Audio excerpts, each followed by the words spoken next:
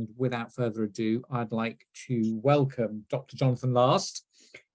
Jonathan is a prehistorian and landscape archaeologist who has worked in various roles at Historic England, formerly English Heritage, since 2001. He is currently the landscape strategy advisor in the archaeological investigation team. I've been really fortunate to know Jonathan throughout all of that time and worked with him on a number of projects. And I'm actually really delighted with the subject matter he's going to talk about tonight. Traces from the other end of time, imagining futures and the prehistoric past. Jonathan, I don't think I can top that title. So over to you and welcome and thank you very much. We're delighted you can be here and we're really looking forward to hearing your talk. Thanks very much, Neil, and thanks everyone for coming. Hopefully you can all hear me and see what's going on. I'm just going to share my screen. And hopefully that's all working as well. But actually, I'm primarily going to talk about literature this evening, not visual media. So although I do have a few slides, mainly book covers, you're very welcome just to turn off your screen and listen.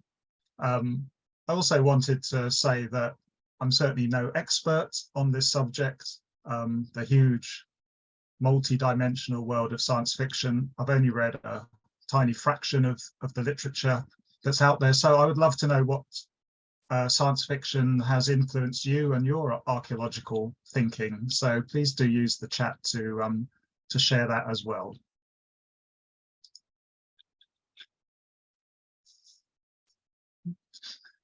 So H.G. Wells is kind of the sort of talisman for this talk today, though certainly not the only subject. 100 years ago, reflecting on his short history of the world, Wells wrote that the ordinary man had been stimulated by the war, that is the Great War, to a real curiosity about the human past. Now, Wells doesn't really explain why this should have been so, but I guess his interest was in trying to make sense of how that catastrophe came to be. And today, I think we see a similar interest in the trajectories of the past, because again, old certainties have been upended, not least by the current climate and nature emergencies. So it's timely to ask, as many archaeologists are starting to do, of course, what could the past offer us to help with an uncertain future? Now, while policymakers and politicians may want bullet points on PowerPoint slides, the rest of us really need engaging narratives. So I think part of the answer lies in our creativity, what Mike Shanks and Chris Tilley 30 odd years ago called an archaeological poetics. And I suggest part of this creativity is an issue of world building, of using the archaeological evidence to imagine old worlds that are also new worlds, ways of living that are both different from our own, because the past was different, but still recognizably and plausibly human. So this is in part a question of empathy, of understanding the other. I was listening to a Radio 4 program by Robin Ince the other day, and he said this, which I really liked. He said, books are weapons of empathy. They give us permission to understand other people, otherness, a fossil of the mind. And that's great, I think. But what if those other people lived 5,000 years ago or 50,000 and left no books of their own? How do we write about them? And as a prehistorian, one of my objectives is to try and present the people of the remote past in all of their humanity and all of their difference. Because if we don't show that prehistoric people were like us, how can we counter all those caveman stereotypes? And if we don't understand at the same time that society could have been very different in the past, how can we make the case that it could be different in the future? And in thinking about that, we might encounter literary writers who have also considered how we can use deep time to imagine other worlds. The difference is simply in the direction of travel. These are writers concerned with the future, that is with science fiction. My objective today, if I have one, is to convince you that writing science fiction is akin in some ways to writing prehistory, and that the creative connections between past and future made by science fiction writers like Wells are worth paying attention to. In her book, The Languages of Archaeology, Rosemary Joyce noted that there had been an explosion of experimentation with new forms of writing within archaeology, but little critical examination of that writing. Now, I think that 20 years further on, not only does such examination still tend to be rare, but the experimentation has also rather lapsed, perhaps in the face of the sheer quantity of reports and papers coming out. We do, I think, live in an age of the formulaic report, whether the formula is the grey literature or a paper in Nature. But I suggest that prehistory in particular demands a more creative approach. We do have a lot of data, but it's always partial. And in order to tell meaningful stories about the deeper past, we have to construct a narrative around those fragments. And similarly, we can't take for granted any particular social formation. Kinship, exchange, the nature of place, landscape, all these things are often perhaps like the writer of science fiction. Therefore, we need to build other worlds. And what's missing in many of our outputs is that creative imagination. To quote Joyce again, our published accounts are woefully inadequate at conveying the actual contingency and dialogue that underlines every statement we make. Or to put it in the words of the narrator of the classic science fiction novel by Ursula Le Guin, who is going to crop up a lot this evening, The Left Hand of Darkness, I'll make my report as if I told a story, for I was taught on my home world that truth is a matter of the imagination. The soundest fact may fail or prevail in the style of its telling, like that singular organic jewel of our seas, which grows brighter as one woman wears it, and, worn by another, dulls and goes to dust. Facts are no more solid, coherent, round and real than pearls are, but both are sensitive. So if, as I think we have to, we see archaeological narrative as in part a literary construction, then we need to consider how we write as well as the facts. So there's value, I think, in looking at literary genres. And today I'd like to focus on what I think is the most relevant genre for prehistory, which is science fiction, however counterintuitive that may seem at first glance. Before we can consider exactly what science fiction might help tell us about the prehistoric past, let's look at what it is, or what I think it is. And by the way, I'm primarily talking about literature, which I'll call science fiction or SF, and I'll leave the term sci-fi for film and other media. Now, of course, definitions are never as easy as they seem, and SF is many different things, having developed from the adventure stories of Edgar Rice Burroughs and others through pulp fiction, where the technology was often of far more interest than the characters, to more literary explorations of sociological themes, especially in the British New Wave, then on to cyberpunk, thinking The Matrix, and new diverse subgenres like Afrofuturism, think Black Panther. So there are also broad but fuzzy distinctions between hard science fiction, which is often led by scientific extrapolation, and the softer stuff, which is more sociological. You could also say it's a distinction between outer space and inner space. So it's a very diverse field. And while SF sometimes aims to be prophecy, it's probably just as often parody. So of course, you don't have to take it all seriously, and this is quite important. Douglas Adams' Hitchhiker's Guide series brilliantly satirizes, among many other things, human evolution and human exceptionalism, as in the scene here. Ford Prefect went over to where the ape-men creatures were rummaging listlessly with the stone letters. He shook his head.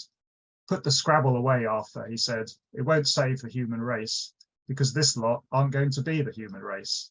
The human race is currently sitting round a rock on the other side of this hill, making documentaries about themselves." But one thing I would like to do is distinguish science fiction from fantasy. For the cultural critic Frederick Jameson, who, unlike many such, takes science fiction very seriously, it's the absence of any sense of history that most sharply differentiates fantasy from SF, and accordingly, in that sense, makes it less useful for us. If science fiction is an exploration of the constraints thrown up by history, he argues, then fantasy is a celebration of human freedom, which is idealistic by virtue of omission of those material constraints. So there's no magic or dragons this evening. So sorry to any Harry Potter and Lord of the Rings fans, except perhaps when it's written as a meditation on magic as such, as in Ursula Le Guin's Earthsea books, or maybe Gene Wolfe's New Sun series. I told you all these boundaries are fuzzy. Now, one useful definition of science fiction by the critic Darko Subin is that it's the literature of cognitive estrangement. So bear with me on this rather obscure phrase, which could be translated into real English, as one reviewer put it, in terms of the unfamiliarity of science fictional worlds, by which we are forced to question some of our own assumptions about reality. For Subin, the key to this is the presence in a story of what he calls a novum. That's a device or machine that's absolutely new, and whose presence compels us to imagine a different way of conceiving our world. And I think that widening of horizons is something that archaeology should aspire to as well. So having kind of defined our terms, I'd like to look at the relationship between science fiction and archaeology, specifically the deep time of prehistory. Firstly, through the key figure of H.G. Wells, looking at how science fiction writers have taken on deep history, but then widening that out to look at SF futures, or maybe alternate presents, that have built worlds which address that key idea of otherness. As John McNabb, perhaps the only archaeologist who's written about Wells, points out, he had a Victorian multidisciplinarity that predates the 20th century division of subject areas. So he wrote about both possible futures and our evolutionary past, all underpinned by a keen interest in what makes us human and how humanity might realize what he saw as its full potential. Now, Wells is best known for his early scientific romances written in the 1890s, especially The Time Machine, The War of the Worlds, and The Island of Dr. Moreau.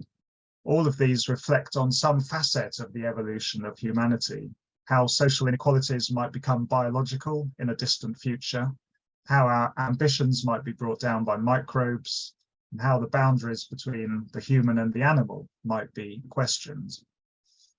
So in these classic stories, as I'm sure you're all well aware, the excitement of the narrative dominates, whereas in Wells' later 20th century work, didactic elements are more prominent, and consequently, I think these are less well known. Nevertheless, archaeological tropes do recur. In The Dream, for instance, written in 1924, an inhabitant of an idyllic future Earth visits an excavation of victims of an ancient war, though the war is ancient, though still in our future, and subsequently dreams the life of an Edwardian Londoner, reflecting on its awfulness, especially in terms of the repressed social attitudes and mores, which Wells is always concerned to critique. So here's the utopian future as a vehicle for some occasionally rather clunky social critique. But I think there's also more subtly a sense that this future perspective on the past, on its past, is not necessarily omniscient. I'm talking of the world 2,000 years ago, said Sarnak, who's the dreamer of the title.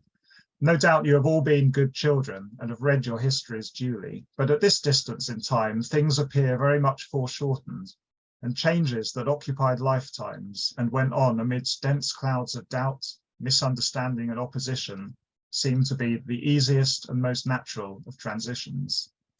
So perhaps our view of the archaeological past ought to bear this in mind. Transitions can appear very differently to the historian compared to the people wrapped up in them. Now, Wells' writings of the 20th century, whether in the science fiction genre or not, draw on imaginary futures and a real archaeological past, at least how that past was seen in the 1920s.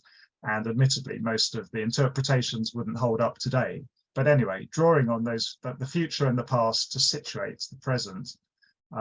So diagnosing, if you like, the symptoms of the past and the prognosis of the potential utopia we could arrive at. So a work of 1905 entitled A Modern Utopia is described by Wells as going halfway towards the fantastic story for its form.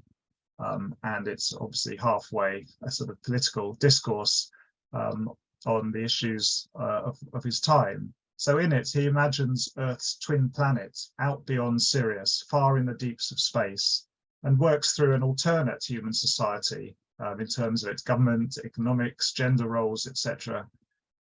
This trope of the alternate present is another kind of staple of the genre, and more recent works exemplify it, such as Philip K. Dick's Man in the High Castle, where the Nazis won the war, and also in Keith Roberts' excellent Pavan, where the Reformation never happens and technology advances more slowly, where the 20th century characterized by traction engines and semaphore communication. So in A Modern Utopia, Wells sketches a historical background for this twin planet in which Jesus Christ had been born into a liberal and progressive Roman Empire, and leading to sort of, as he sees it, great advancements in the social and cultural attitudes of the time. This utopian vision, like almost all the literature of a century ago on the subject, flirts with racist and eugenic ideas, though I think it's leavened by fundamental compassion and liberalism that's not always seen in that kind of work. Yet, as I said, my point's not so much the content of Wells's utopia, but the way he invokes the past to help imagine a better future. So the key message of Wells is that history really matters. And this interest in the past also comes through in his non-science fiction works of the 20s, The Secret Places of the Heart, which is really an autobiographical working through of his relationship with Rebecca West. In this book, there is a visit to Avebury and then on to Stonehenge. And the plot is interspersed with a discourse on what these monuments might signify. And typically for Wells, the male character's discussion of Avebury in particular moves from specific questions, asking why the ditch was inside and not outside the Great Wall, as we're still asking, I guess, to more general issues linking past and future. And what was our mind like in those days, said Sir Richmond? That, I suppose, is what interests you. A vivid childish mind, I guess, with not a suspicion as yet that it was man ruling his planet or anything of that sort. Very like children they must have been, the same unending days. They must have thought that the world went on forever. They had forgotten how they came into the land. The life we lived here, said the doctor, has left its traces in traditions, in mental dispositions, in still unanalyzed fundamental ideas. Archaeology is very like remembering, said Sir Richmond. Presently, we shall remember a lot more about all this. We shall remember what it was like to live in this place. They stood on the crest of the ancient wall, and the setting sun cast long shadows. Perhaps we shall come here again, the doctor carried on Sir Richmond's fancy, after another 4,000 years or so, with different names and fuller minds. And then I suppose that this ditch won't be the riddle it is now. There's further digression on the subject in The World of William Clissold from 1926, in which Wells, again, attempts to make sense of his own life, mixing the fictional and the non-fictional more closely than ever before. And in the preface, Wells writes, "This book, which contains religious, historical, economic, and sociological discussions, is at any rate submitted as a novel, the story of one man's adventure in life." So in a chapter entitled History of Toil Through the Ages, he sketches an outline of prehistory from a time 5,000 years ago when our ancestors can have had no more economics than the animals. Notably, Clissold gets the date wrong, though Wells, I don't think, would have, to the development of agriculture when man became a truly economic animal. But the narrator understands this sketch is a great simplification. And echoing the passage I quoted from The Dream, he concludes, human society did not develop through an orderly progression of stages, but by an infinite diversity of temporary equilibriums and blundering innovations. Now, one of the main reasons that Wells was inclined to introduce these asides in the novels of the 20s is that he had spent a considerable time on his magnum opus of non-fiction, An Outline of History, which was incredibly successful. First published in 1920, this definitive edition of 1923, so 100 years ago, runs to over 600 double-column pages, taking us from the origins of the planet through prehistoric people, ancient and modern history, and crucially for our theme, into the future as well, with the final chapter entitled The Next Stage of History. And in that he writes, "The adventure of mankind, which was already afoot 500,000 years ago, rises to a crisis in the immense interrogations of today. But let us ape Roger Bacon in his prophetic mood and set down what we believe will be the broad fundamentals of the coming world state." So here's Wells' utopia again, but this time escaping the novel and definitively connected to the march of historical time over the long term. Wells, after World War I, was fed up with the nationalist approach to history and wanted to write a global history leading up to the world state that he hoped would put an end to war. And elsewhere he wrote that how he realized historians would never dare to collaborate on anything so large, and therefore with suitable humility, he decided to do it himself. And he says, "I was already making a notebook for my own private edification, and the idea of writing up this notebook of how the present human situation had come about became more and more attractive. It became an essay on the growth of association since the dawn of animal communities." And a whole number of experts helped with advice on the text, among whom for archaeologists the name of OGS Crawford stands out, and also Worthington Smith, whose groundbreaking descriptions of Stone Age life in Man the Primeval Savage were drawn explicitly on by Wells. Indeed, the Paleolithic gets more space than the Neolithic in this volume, because Wells is interested in the sort of the large scale evolution of thought, landscape, and as we can see, yes, race, as the map shows, than the details of culture history. So Wells's interest in the Paleolithic past reflects his concern with evolutionary timescales, past and future, going all the way back to the time machine. And it also came through in his fiction, beginning with a story of the Stone Age written in 1897. So crucially for our theme, this story of early humans in the Wey Valley 50,000 years ago. At the time, Wells was living in nearby Woking, and I happen to be sitting there right now, a place which he also thoroughly destroyed in the War of the Worlds, of course. So a story of the Stone Age was followed by a story of the days to come, also set in Surrey, in a very different AD 2100. And the two stories make an interesting juxtaposition, I think, in which a love affair plays out in very different social contexts, but in each case constrained by the imagined customs of the time. And Wells wrote another Stone Age story called The Grizzly Folk in 1921, imagining the long struggle between the Neanderthals and modern humans. And that's a tale, 20 odd years later, that sits very much in the framework developed for The Outline of History. And the rather nice idea of prehistoric archaeology as a recovery of communal memory that's discussed in The Secret Places of the Heart also turns up here. The day may come when these recovered memories may grow as vivid as if we in our own persons had been there and shared the thrill and the fear of those primordial days. So I don't know if Wells is hinting at some form of virtual reality, but in any case, this is the challenge of engaging audiences that we still have 100 years on. So I've dwelt on Wells, firstly because I'm interested in the way he draws links between the deep past and the utopian future, seeing this as able to be created only if we have a proper understanding of how we've evolved. And secondly, because the way these themes and images are threaded through his science fiction, contemporary novels, and non-fiction. And I've tried to explore some of his later works rather than retread the well-known stories, but the key themes are there in his science fiction proper. and they remain well worth rereading.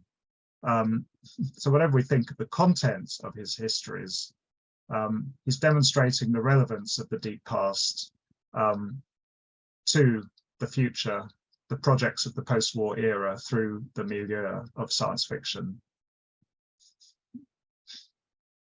And a third reason to start with Wells is because his work demonstrates the key tropes of science fiction that I now want to consider in relation to more recent authors, and why I think it's relevant to how we write prehistory today.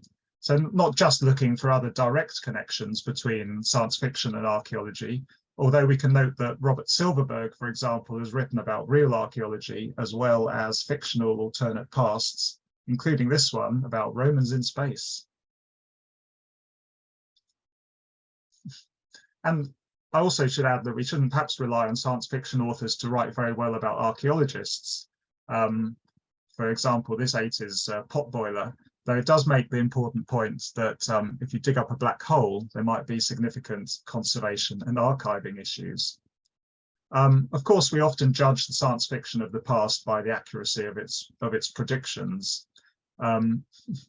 The days to come in Wells's story that I mentioned do have airliners, albeit with sails rather than jet engines, as well as a kind of steampunk Alexa or Siri in the form of a phonograph machine, and descriptions of the South Downs as surmounted by the row of gigantic wind wheels, broken and restless with the long morning shadows of those whirling vanes, is far more prescient than the vision of an abandoned countryside with everyone living in 4 giant cities. But science fiction isn't really about prediction, and it's not even really about the future. As we've seen with Wells, stories of both the past and the future are really about imagining alternatives to the problems of the present. And the key question for science fiction, as I suggest for prehistory, is can we really imagine other ways of living or of seeing the world that aren't just 21st century people in different clothes or with different technologies? That science fiction is the literature of utopia, and its flip side, of course, dystopia, is already clear in Wells's work. And a much wider discussion of this utopian urge in science fiction can be found in Jameson's book, Archaeologies of the Future. Despite the title, it's not actually about archaeology. I think it has that title because he's excavating the idea of utopia out of what one reviewer called its generic crypt. An important political concept stuck in genre fiction. But I think the title may also be borrowed from Ursula Le Guin, a writer he particularly admires, who has a section in her highly utopian Always Coming Home termed Towards an Archaeology of the Future, where she writes, "Which is further from us, further out of reach, more silent, the dead or the unborn? Those whose bones lie under the thistles and the dirt and the tombstones of the past, or those who slip weightless among molecules, dwelling where a century passes in a day, among the fair folk, under the great bell-curved hill of possibility. There's no way to reach that lot by digging. They have no bones." So in both Jameson and Le Guin, there's a sense, therefore, of science fiction as a kind of reverse archaeology.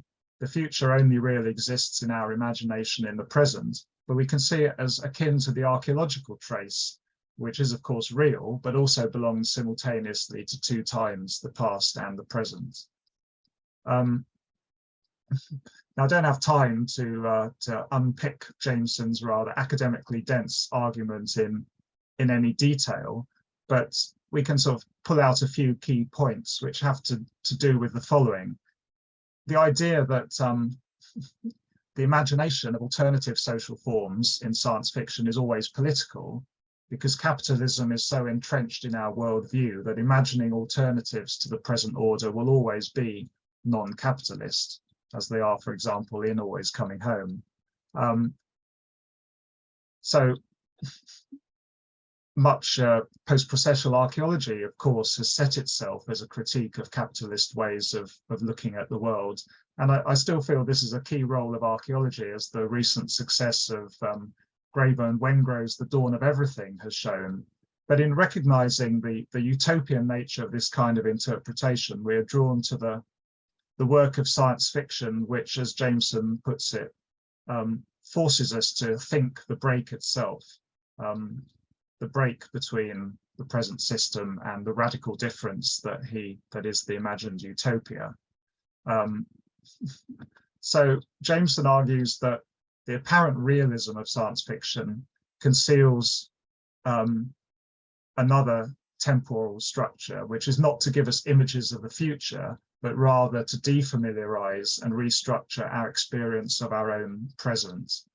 And he suggests that science fiction provides elaborate strategies of indirection, which are necessary if we're somehow to sort of break through our insulation, our sense, I suppose, that the present is inevitable, and to experience for some first and real time this present as it really is, which is sort of contingent and historical. So science fiction, as he puts it, offers us the present as the remote past of some future world. And I wonder if prehistory, therefore, offers the present not as it is inevitable, but as the remote future of some past world. And it helps us remember to ask the big question, how did we come to get here? So both science fiction and prehistory allow the present to be apprehended as history. And Jameson also argues how science fiction begs the question of whether we can really imagine something truly alien at all. Can radically different sentient beings be imagined? So he talks about the alien entity in Stanislav Lem's Solaris. So good, they filmed it twice, or tried to at any rate. Lem's message is that in imagining ourselves to be attempting contact with the radical other, as Jameson puts it, we're really just looking in the mirror and searching for an ideal image of our own world. And indeed, in Solaris, there can be no contact. The ocean that communicates to them has merely activated traces in our brains and projected them back into the characters of the novel. And for Jameson, a lot of utopian science fiction brings home our inability to imagine utopia itself as a result of the system of which we're prisoners. Similarly, Greg Benford, science fiction writer, distinguished the anthropocentric alien that serves primarily as a mirror for us, a way to examine our problems in a different light, from the unknowable alien, which you could never really depict.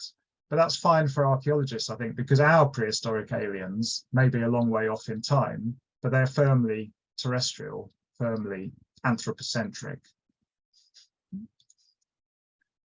From all this discussion of science fiction utopias and whether we can really imagine a radically different future or past, we can distill what lessons, I think, science fiction texts might offer prehistorians.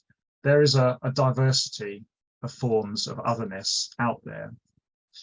So here's an image of modernity reconfigured as something other, Carhenge, which seems to always seems to me to materialize the dreamlike logic of JG Ballard's protagonists in novels like Crash. And Ballard exemplifies the ability to recast the familiar in a different guise. His novels draw parallels between social or environmental and psychological breakdown. In The Drowned World, for example, is the environmental breakdown reflected in the mind of the protagonist or perhaps caused by it? It asks the question of how humans really relate to their environment. Sometimes he wondered what zone of transit he himself was entering, sure that his own withdrawal was symptomatic not of a dormant schizophrenia, but of a careful preparation for a radically new environment with its own internal landscape and logic, where old categories of thought would merely be an encumbrance. You don't have to go too far into outer space or into the future. You can also unsettle the present, the everyday, through different perceptual lenses and call into question the meanings of daily life. Brian Aldiss did this in the report on Probability A, where he has an utterly mundane scenario observed in excruciating detail by observers who are in turn watched by other watchers, reading far too much into it all for inexplicable reasons. And I think it just kind of forces you to reflect on the meaning of things. And another brilliant example is Pamela Zolin's short story, The Heat Death of the Universe. It's basically a day in the life of a 60s housewife, but in a broader cosmological context.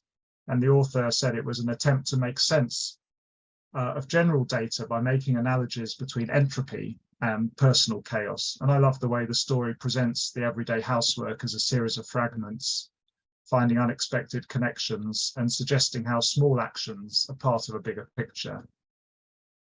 Number 50, Sarah Boyle imagines in her mind's eye, cleaning and ordering the whole world, even the universe, filling the great spaces of space with a marvelous, sweet-smelling, deep cleansing foam, deodorizing rank caves and volcanoes, scrubbing rocks.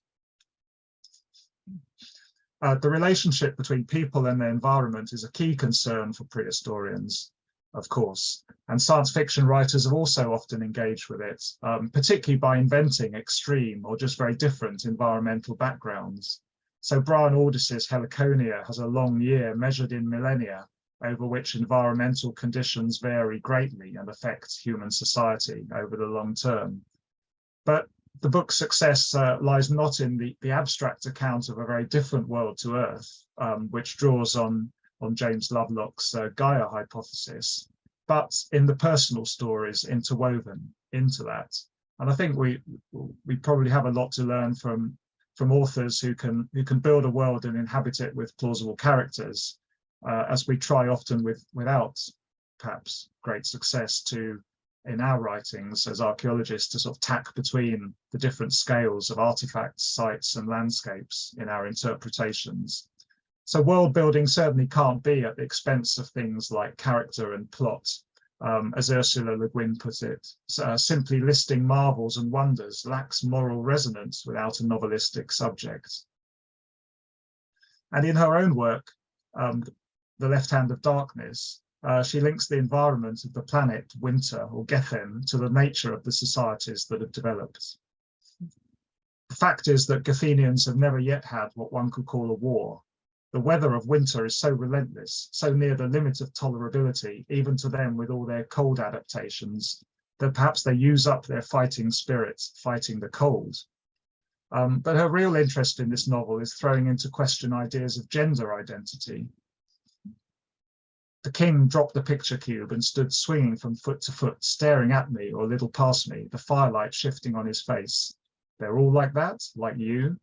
This was the hurdle I could not lower for them.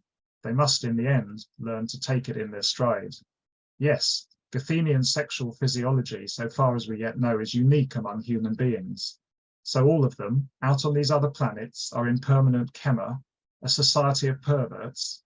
Well, I don't see why human beings here on Earth should want or tolerate any dealings with creatures so monstrously different. So science fiction thought experiments concern not just the environment and the social, but technology also, of course. And SF is often led by extrapolating from technology and its effects on society, just as our stories start by digging up material culture. And science fiction also always looks to the past for guidance about the effects of technological and cultural change. As Gwyneth Jones puts it, the past is an endlessly bountiful museum. Now for Jameson, the concept of extrapolation in science fiction is only really meaningful if it provides details in which contradictory elements of the real world are juxtaposed and recombined. So again, sort of creating this sense of estrangement. For example, in The Left Hand of Darkness, the fact that the society of Karhide, one of the nations on this world, has developed technology, but without ever going through an industrial revolution. And Jameson sees this as Le Guin's attempt to imagine something like a West without capitalism. During the month of Cus, I lived on the eastern coast in a clam house called Gorinhering, a house town fort farm built up on a hill. Some 500 people lived there. 4,000 years ago, I should have found their ancestors living in the same place, in the same kind of house. Although in those 4 millennia, the electric engine was developed, radios and power looms, and a machine age got going gradually, without any industrial revolution at all. Winter hasn't achieved in 30 centuries what terror once achieved in 30 decades. Neither has winter ever paid the price that terror paid. So as key aspects of science fictional world building, we have environment, society, technology, and of course there's the opportunity to play with time or temporality. Time travel stories do seem to engage with key questions of causality and agency. Can an individual change the past or the future? And is it desirable to do so? What kind of changes might lead to an alternate present? In Ursula Le Guin's Lathe of Heaven, a man who is able to dream different worlds is used by a psychiatrist to change the present, with, of course, many unintended consequences. And Ian M. Banks addresses the meeting of very different temporalities with his ideas about quick and slow races, such as the dwellers who live on the gas giant planets.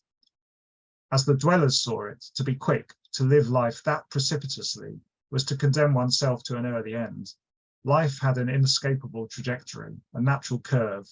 Evolution, development, progress, all conspired to push a sentient species along in a certain direction. And all you could do was choose to run that road or saunter along it.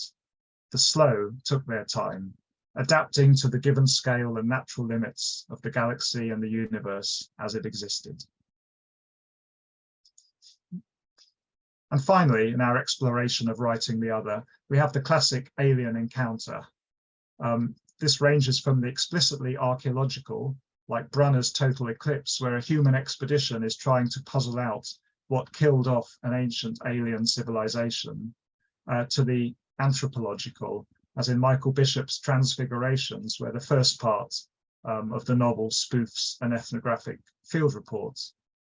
And then on to the deliberately incomprehensible, like The Ocean in Solaris, which I've already mentioned, or the overmind in Arthur C. Clarke's Childhood's End, which converts human children into a strange trans-individual being that reshapes continents and makes rivers flow uphill. And we could also look at the future's take on the present as an analogy for how we might understand or misunderstand the past. For example, the pre-apocalyptic ephemera fetishized by the church in a canticle for the Leibowitz, the monks carefully illuminating the blueprints of a nuclear fallout shelter, challenging our assumptions about the perceived value of objects. And then there's Gene Wolfe and his unsettling description of the picture of an ancient astronaut in the Book of the New Sun, an artifact literally out of time. And that's a book that presents remnants of a lost technology of their past or our future as something akin to magic, and which I think has something interesting to say about the role of technology as well. But this is how he describes the picture. The picture he was cleaning showed an armored figure standing in a desolate landscape. It had no weapon, but held a staff bearing a strange, stiff banner. The visor of this figure's helmet was entirely of gold, without eye slits or ventilation. In its polished surface, the deathly desert could be seen in reflection and nothing more. And we can also do the past in the future. Keith Roberts' story, The God House, sounds like it's set in the Bronze Age, but by the time we get to the later sections, we already have the impression that this is a post-apocalyptic world. And that would be an interesting way, I think, of writing experimentally or counterfactually about prehistory without having to make it historically accurate.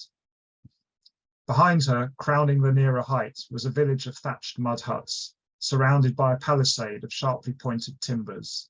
In front, rearing sharp etched against the sky, was the sacred mound to which the procession must come. Here the giants had lived, in times beyond the memory of men, and here they had once reared a mighty hall. And at the same time, we mustn't forget that otherness is a tricky concept, because othering can also be a technique of repression, and aliens are, of course, literally alienated. And certainly not all science fiction is good at this. Ursula Le Guin has critiqued all those galactic empires taken straight from the British Empire of the 1880s. But what good science fiction does is provide a vision of otherness without resorting to such archetypes and stereotypes, or it subverts them. Even H.G. Wells did that right at the start of modern science fiction in The War of the Worlds, putting Europeans from the Age of Empire in the position of the colonized natives. The Martians, who are brought down by the bacteria, are the frightful other, but they also stand for us as the colonizers of other lands. So I suppose the goal for us prehistorians is the creative tension between otherness and familiarity. We can empathize with people of the past and their practices, while also appreciating our conceptual differences from them. Now, it's impossible to sort of coherently sum up a genre in 3/4 of an hour, and probably not desirable anyway. I hope maybe that this tour of alternate pasts and possible futures has thrown up the odd idea or image that might stick when you're thinking, how do we imagine what human society might have been like, not in a galaxy far, far away, but in this place only long, long ago? I'll end with Ursula Le Guin once again. Jameson calls her work the prototype, well, this work, Always Coming Home, the prototype of a utopian commitment to the countryside and the village. Though in fact there are cities in the story, but they're where the machines live, not where the people are. And here, from an illustration in the book, is Ursula Le Guin making visible the problem of translation and the problem of a hard and fast distinction between fact and fiction. So the society she imagines doesn't have the fact, non-fact barrier that we tend to have in Western civilization, as she puts it. Rather, there's a kind of trend between the what happened and the like what happened, different narrative modes. And here she is making visible the problem of a translation and of a hard and fast distinction between fact and fiction. The people in this book might be going to have lived a long, long time from now in Northern California. The difficulty of translation from a language that doesn't yet exist is considerable, but there's no need to exaggerate it. The past, after all, can be quite as obscure as the future. So the utopian urge, I think, is understandable in a discipline trying to be relevant. As archaeologists, we want to write narratives, even about deep prehistory, that engage people, and therefore they need to be meaningful. The lessons we can learn from science fiction is that not only does history indeed matter, but that there are ways in which we can, because we have to, try and imagine radical difference. And I think that reading, engaging with science fiction, expands one's ability to do that. So here's a final word, not from me, but from the future. Well, what might be that, our future? I asked ChatGPT to basically write an essay on this theme, and here is the last bit of the answer. And I think this is frighteningly coherent compared to the rambling 45 minutes you've just had from me. So, AI, utopia or dystopia? You can decide.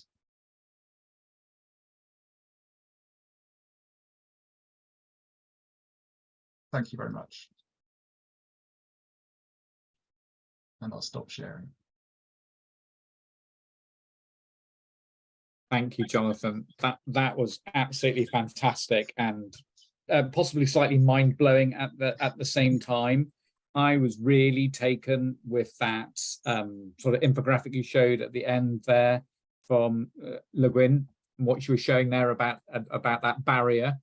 And my first question for you would be, do you think archaeology sits across that barrier? So partly in history, partly in myth, partly in, that, because I noticed archaeology wasn't on there. It's yes. You have history. Yes. To where would archaeology be to you? I think it's definitely part of the like what happened. I'm sure it's heading on that axis, because I think all we can understand when we're interrogating sort of the material remains of a prehistoric past is like what happened, and I do think that we have to realize the sort of permeability of some of these boundaries. And I think, some of the sort of Edwardian polymaths like Wells, who, as I said, was kind of writing before all these disciplines and areas hardened up, was able to kind of work through those sort of fact fiction boundaries. And I don't think we should be scared of trying to do the same. But obviously, you know, we have modes of publication which are very sort of set in particular ways. But I think the sort of the experiments in creativity that Rosemary Joyce was kind of promoting in that book from 20 years ago has slightly flatlined perhaps. So perhaps it's time to, you know, especially in the context of a creativity themed festival, to sort of think about how we might do that. Yeah, I mean, what really struck me, and some of the things you're actually talking about there, is about some of the challenges with both the science fiction writing and the deeper time archaeology are those gaps you have, you know, certainly around environment and around time and, you know, this sort of shifting technologies. We see very little of the past in many ways, and we have to imagine that environment. So actually seeing how people do it in a different world does draw parallels in what we actually do. Yeah, absolutely. That's exactly the point I was trying to make. Yes. Yeah, which is you know, really fascinating. So I was really taken with that concept of how you introduced it around world building. You know, we're still fascinated with that subject, and what that actually means. Absolutely. And science fiction conferences, you know, they have sessions on world building, and I think, you know, that's ultimately that's also what we're talking about at a lot of our gatherings. Yeah. Okay, just looking into the Q&A. So got one comment. I'm thinking Pern Dragon Riders by Anne McCaffrey, who links the two in storytelling, if you're looking for parallels. That's a suggestion. Question here: what would you say are good examples of creative archaeological publications? I like it. The one that always sort of comes to mind for me is Mark Edmonds' Ancestral Geographies of the Neolithic, which was a kind of serendipitous production, I think. If you read his preface to the book, he kind of says, well, my computer was stolen, so I lost all my footnotes, or all the references. So I basically sort of had to write it again without all of that. So it's you know, it's largely free of those Harvard references, but it's also interspersed with little vignettes of sort of fictionalized Neolithic life going on around the monuments that the more sort of conventional narrative is discussing. And I think I can see sort of parallels in that with the way a writer like Le Guin, who I should say has her father was an anthropologist, so she has an archaeological background, and she writes very interestingly about archaeology sort of here and there. But yeah, the way that her books, and also sort of many others in the genre, like Dune, for example, they kind of insert these sort of almost sort of not fictional, the opposite of fictionalized, really, sort of factualized but still fictional sort of reports from the observers of the world, or from extracts from imagined future histories of the world that's being described through the main narrative. So you kind of get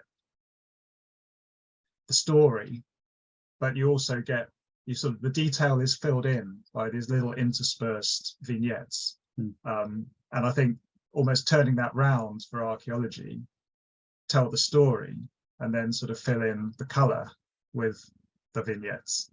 Yeah, I mean, I've certainly noticed just from the type of books that come into British archaeology that we review, that there's a really interesting shift to this more personal narrative about people's sense of exploration of place and stories over larger areas, and actually a writing that is actually far more centered on them as the person, rather than just a pure record of what they're actually finding. I think you're absolutely right. I think what archaeology is perhaps belatedly doing is catching up with nature writing in that respect, which has a huge, it basically become a huge industry of that kind of personal account. Yes. But it's not without its problems, as critics have pointed out. So so yeah, it'll be interesting to see how that kind of strand of archaeological narrative develops. Is it the first freeing up of the shackles, if you like, out of that, absolutely. Are we going to see a gradual shift to this more, much more open style of potential writing? And I think the next question I've got for you might actually help us sort of think in that. Questions in two parts, so I'm going to break it down and do it in two parts. What would an archaeological utopia look like? That's a very good question, because I think we think of the utopia as a future that we're trying to work towards. That's certainly what H.G. Wells very explicitly thought about. He wanted this world state, and he had a clear idea of what it would look like, and it sort of permeates both his novels and his non-fiction. But I think as archaeologists, what we're almost doing is trying to sort of create a sort of past utopia, or if not a utopia, at least a past that has some things to tell us about where we've gone wrong in the present, or how we could, live more sustainably, that addresses some of the sort of key contemporary concerns. So I think, archaeologists always have to be careful, because we want to write about pasts that are relevant, but obviously you can't, that the past is always going to constrain, there was a real past that will constrain the narrative that you can construct around it. So it's almost that, there is the dialogue between past and present is a sort of reverse of the sort of the dialogue that science fiction writers have in their own heads between past and future. So I think an archaeological utopia is, for me, is a prehistory that speaks to us today, and actually gives us ideas that could help sort of fuel us in the uncertain future that we're heading towards. But we've always suffered from that problem that we've been through a phase where archaeologists tried to say there was a perfect past and we can give you the answer and we can tell you about it, which sometimes for me misses the point that most of the things that we study as archaeologists is the product of some sort of abandonment or failure, or something that's not worked. So actually we don't really want to copy it. We might learn from it not working, but what were the reasons around that? Whereas when you put that, so in a sense, to try and say the past got it wrong is going against where we want to be, because we want to say it's perfect. But when you throw that forward into the future, you can just do all of that, because it's an imagined world. Yes, well, we see the endpoints of things that may have lasted a long time but were eventually abandoned, or in some cases didn't last very long at all, and might be seen as as having failed to some extent. But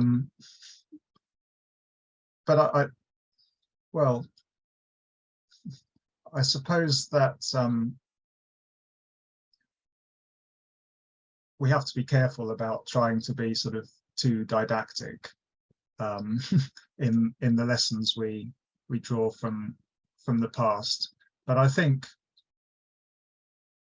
what it gives us is if we engage with it creatively, is the possibility of imagining something different, and that could be a utopian element, where we kind of see, maybe, the classic idea of the sort of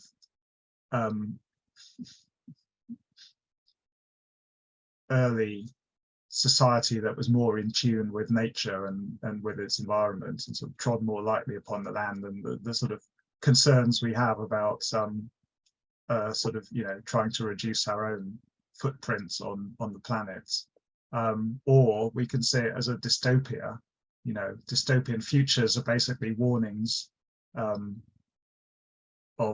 the world that might be to come. And of course, you know, science fiction writers imagined sort of catastrophic futures long before global warming kind of, you know, gave us a potentially quite plausible one coming for real. But there's also, you know, so there's also the dystopian elements of the past, if you like, the things that didn't work out, the things that did go wrong, the abandonments.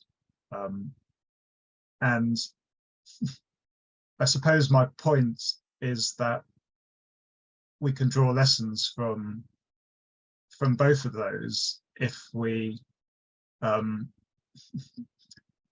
produce the right kind of stories that situates them. And so it's not just about literary writers, whether they're in science fiction or other genres, sort of imagining a future that has analogies with the past that we're creating. But it's about, as I said at one point, sort of constructing narratives that work at all those different scales, from the individual to the social to the landscape. So there's sort of skill in the construction of fictional worlds, whether past or future, that I think we could sort of emulate in terms of that multi-scalar approach to archaeology, which is certainly something I've always sort of tried and probably failed to come up with so successfully. You know, can you do you know, my day job is more about landscape, but how do we link that to the individual flints and sherds that we dig up from our sites? Yeah, in that you actually answered the second part of what the original question was and how can the concept of utopia be useful for archaeology? Well, but the fact that you very try and reach a utopia and is a benchmark in a sense for us to actually test ideas against, whether you're ever going to create it or not. Absolutely, and you know what Jameson talks about in his book at great length, I have to say, if you ever venture into it, is the sort of the inability, if you like, to sort of truly imagine the utopia, because we're also sort of bound up in our sort of normative systems and societies, but it's about trying to sort of imagine that break, as he puts it, the sort of radical other. And so I think that the utopia that I would that I would imagine is the one that that offers us something different, whether that comes from the past or the future, expands our horizons. Okay, I have one last question for you, which really sort of sums up the whole of the presentation, which is amazing, which is really, really challenging. Can you imagine a future archaeology on the moon or other planet? And how would we approach this differently from modern Earth archaeology? Well, I mean, there's two forms. You know, I'm not an expert on space archaeology, but I know there's different forms of it. So putting aside the archaeology from space, which is the one, you know, using satellites to look back at the Earth, I think we kind of have two potential archaeologies out there. One is the archaeology of the human endeavor in space, which is already sort of active and trying to sort of conserve lunar sites and things like that. And I think, you know, maybe we'll understand that better in a few centuries or millennia. But then you've also got the kind of the xenoarchaeology, you know, the archaeology of other species, of aliens, other civilizations on other worlds. And I think at that point you kind of have to sort of, you know, throw out the window your preconceptions, that, you know, I think that the point I always try to make with prehistory is that we're trying to imagine otherness, but we're also trying to imagine a shared humanity, and it's the balancing of those that makes prehistoric archaeology compelling if it's done well. but when you haven't got that shared base, who knows what we might find. And one of the things I kind of did read in advance of preparing this talk was, I think it was in the slides somewhere, John Brunner's Total Eclipse, which is literally about an archaeologist who goes out on an expedition to a distant planet where the remains of an ancient civilization has been discovered. They obviously died out several millennia ago and left no kind of contemporary trace for the Earth explorers to understand.